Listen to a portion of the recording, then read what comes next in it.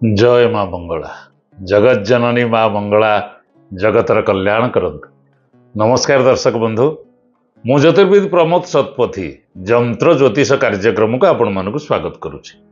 दर्शक बंधु, 2025 मसीहा सेप्टेम्बर मास 7 तारिख रे राहुग्रस्त संपूर्ण चंद्र ग्रहण भोग हम। यही चंद्र ग्रहण द्वारा समाज उपरे, व्यक्ति विशेष मानक उपरे, राशि मानक उपरे की प्रकार प्रभाव पड़िबो से विषय रे आसंतु जानिबा एवं यथाविधि प्रतिकार करिनबा मध्य दरकार। ग्रहण समय रे अन्न भोजन करिबा बा पाक प्रस्तुत करिबा किंबा देवता को पूजा करिबा, फूल चंदन दे पूजा करिबा निषेध अछि। ये सब कार्य न करिबा उचित। अनेक प्रकार द्वंद्व सृष्टि होउथिले मध्य, अनेक लोक अनेक प्रकार कथा कहउथिले मध्य ये होछि वैज्ञानिक सम्मत, विज्ञान सम्मत। वैज्ञानिक मानक मतरे बा ज्योतिष शास्त्रानुसारे रंधन करिबा एवं भक्षण करिबा एवं देवनीति करिबा वर्जन करिबा दरकार। तेबे पूर्णिमा एवं कृष्ण पक्षर प्रतिपद तिथिर संधि मध्यरे चंद्र ग्रहण सृष्टि होता है। विशेष विवरणी ज्योतिष शास्त्र रे मध्य लेखा अछि। ग्रहण आरंभ समय रे स्नान, मोक्ष समय रे होम करा जाई थाए। मुक्ति काल रे दान हुए, मुक्ति परे पुणी स्नान करंती बा स्नान करिवा आवश्यक। दान दैविक कर्म हेतु पूर्वाह्न रे करा जाउथिले मध्य एठारे ग्रहण समय रे ताहा ग्रहणीय नुहे। ग्रहण, विवाह, संक्रांति, यात्रा और प्रसव काल रे जो दान करा जाए ता नैमित्तिक दान। ए हेतु राति रे मध्य ग्रहण दान करिबा आवश्यक।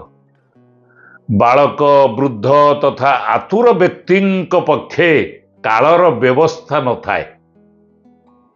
एमानक व्यतीत साधारण लोक देवदेवी मंदिर मानकरे सूर्य ग्रहणर 4 प्रहर बा 12 घंटा पूर्वरु एवं चंद्र ग्रहणर 3 प्रहर बा 9 घंटा पूर्वरु अन्न भोजन निषेध करिथांती एवं देवनीति मध्य निषेध होइथाए।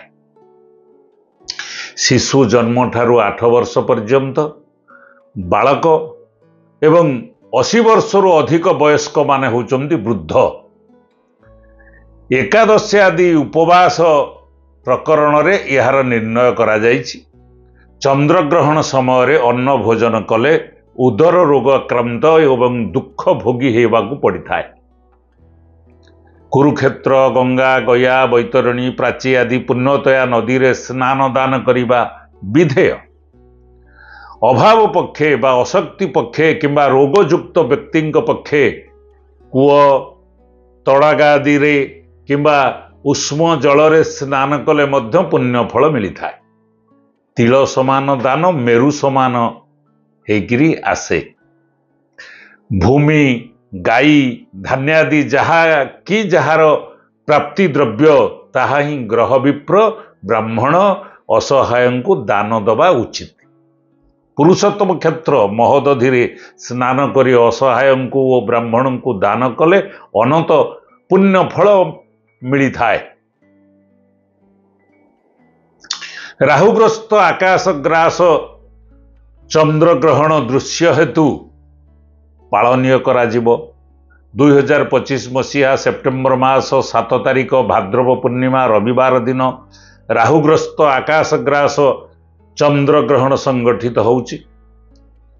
पालन करिवार विधि होउची भाद्रव पूर्णिमा रविवार रे चंद्र ग्रहण जोगु ग्रहण स्पर्शर 9 घंटा पूर्वरु अर्थात 7/9/2025 ତାରିଖ ରବିବାର ଦିବସ 12:57 ଠାରୁ ପାକତ୍ୟାଗ, ଅନଭୋଜନ ଆଦି ଏବଂ ଦେବନୀତି ନିଷେଧ ହେବ। ଗ୍ରହଣ ସ୍ପର୍ଶ ସମୟ ହେଉଛି ରାତ୍ର 9:57 ସମୟ ଗ୍ରହଣ ଆରମ୍ଭ ହେବ। ଗ୍ରହଣ ମଧ୍ୟ ସମୟ ହେଉଛି ରାତ୍ର 11:42 ଏବଂ ପୂର୍ଣ୍ଣଗାସ ଶେଷ ହେବ ରାତ୍ର 12:22 ସମୟରେ। ଗ୍ରହଣ ସର୍ବମୁଖ୍ୟ ହେବ ରାତ୍ର 2:25 ସମୟରେ। ବାଳକ, ବୃଦ୍ଧ, ଅସୁସ୍ଥ ବ୍ୟକ୍ତି ଓ ଆତୁର ବ୍ୟକ୍ତିମାନଙ୍କ ପକ୍ଷେ ଉପଯୁକ୍ତ ନିୟମ ଲଙ୍ଘନୀୟ। କୌଣସି ଗର୍ଭିଣୀ ଉକ୍ତ ରାତିରେ ଗ୍ରହଣକୁ ନ ଦେଖି କୋଳରେ ଏକ ନଡ଼ିଆ ରଖି ଘର ଭିତରେ ରହି ଶ୍ରୀ ବିଷ୍ଣୁ ଶ୍ରୀ ଜଗନ୍ନାଥଙ୍କୁ ମନେ ମନେ ସ୍ମରଣ କରିବା ଉଚିତ। ଗ୍ରହଣ ଦର୍ଶନରେ ରାଶିମାନଙ୍କର ଶୁଦ୍ଧି ଯଦି ଦେଖିବା ତାହେଲେ ମେଷ, କନ୍ୟା, ତୁଳା, ବିଛା, ଧନୁ ଓ ମକର ରାଶିମାନଙ୍କର ଗ୍ରହଣ ଦର୍ଶନରେ ଶୁଭପ୍ରଦ। ଏତଦ୍ ଭିନ୍ନ ବୃଷ, ମିଥୁନ, କର୍କଟ, ସିଂହ, କୁମ୍ଭ, ମୀନ ରାଶିମାନଙ୍କର ଅଶୁଭ। ତେଣୁ ଏମାନେ ଗ୍ରହଣ ଦର୍ଶନ ନ କରିବା ଉଚିତ। ନିଜ ରାଶି ଅନୁସାରେ ଗ୍ରହଣ ସମୟରେ କ'ଣ କରିବେ, କି ପ୍ରକାର ଉପାୟ କଲେ ଶୁଭ ଫଳ ମିଳିବ। ମନୁଷ୍ୟ ଜୀବନରେ ଆସିଥାଏ ବହୁତ କିଛି ପରିବର୍ତ୍ତନ। ମସ୍ତିଷ୍କ ଉପରେ ଗ୍ରହଣର ସିଧା ପ୍ରଭାବ ପଡ଼ିଥାଏ। ନିଜ ରାଶି ଅନୁସାରେ ନିମ୍ନୋକ୍ତ ମନ୍ତ୍ରକୁ ଗ୍ରହଣ ସମୟରେ ସ୍ଫଟିକ ମାଳା କିମ୍ବା ରୁଦ୍ରାକ୍ଷ ମାଳରେ 108 ଥର ଜପ କଲେ ବିଦ୍ୟା, ବୁଦ୍ଧି, ଯଶ, ମାନ, ପ୍ରତିଷ୍ଠା ଓ ସୌଭାଗ୍ୟ ମିଳିଥାଏ। ତେବେ ମେଷରାଶି ବ୍ୟକ୍ତିମାନେ ଓಂ ଐଂ ହ୍ରିଂ ଶଶାଙ୍କାୟ ନମଃ, ବୃଷ ରାଶି ବ୍ୟକ୍ତିମାନେ ଓಂ ଐଂ ହ୍ରିଂ ସୋମାୟ ନମଃ, ମିଥୁନ ରାଶି ବ୍ୟକ୍ତିମାନେ ଓಂ ଐଂ ହ୍ରିଂ ମୃଗାଙ୍କାୟ ନମଃ, କର୍କଟ ରାଶି ବ୍ୟକ୍ତିମାନେ ଓಂ ଐଂ ହ୍ରିଂ ଚନ୍ଦ୍ରମାୟ ନମଃ, ସିଂହ ରାଶି ବ୍ୟକ୍ତିମାନେ ଓಂ ହ୍ରିଂ ଐଂ ହ୍ରିଂ ହିମାଂଶୁ ଶେଖରାୟ ନମଃ, କନ୍ୟା ରାଶି ବ୍ୟକ୍ତିମାନେ ଓಂ ଐଂ ହ୍ରିଂ ବିଧୁଦେବାୟ ନମଃ, ତୁଳା ରାଶି ବ୍ୟକ୍ତିମାନେ ଓಂ ଐଂ ହ୍ରିଂ ଶଶାଲାଞ୍ଛନାୟ ନମଃ, ବିଛା ରାଶି ବ୍ୟକ୍ତିମାନେ ଓಂ ଐଂ ହ୍ରିଂ ଶୀତରଶ୍ମି ଦେବାୟ ନମଃ, ଧନୁ ରାଶି ବ୍ୟକ୍ତିମାନେ ଓಂ ଐଂ ହ୍ରିଂ ରୋହିଣୀନାଥାୟ ନମଃ, ମକର ରାଶି ବ୍ୟକ୍ତିମାନେ ଓಂ ଐଂ ହ୍ରିଂ ନିଶାକରାୟ ନମଃ, କୁମ୍ଭ ରାଶି ବ୍ୟକ୍ତିମାନେ ଓಂ ହ୍ରିଂ ଐଂ ହ୍ରିଂ ଇନ୍ଦୁଦେବାୟ ନମଃ, ମୀନ ରାଶି ବ୍ୟକ୍ତିମାନେ ଓಂ ହ୍ରିଂ ଐଂ ହ୍ରିଂ ଚନ୍ଦ୍ରମାୟ ନମଃ। ଏହି ମନ୍ତ୍ରକୁ 108 ଥର ଗ୍ରହଣ ସମୟରେ ଜପ କରନ୍ତୁ।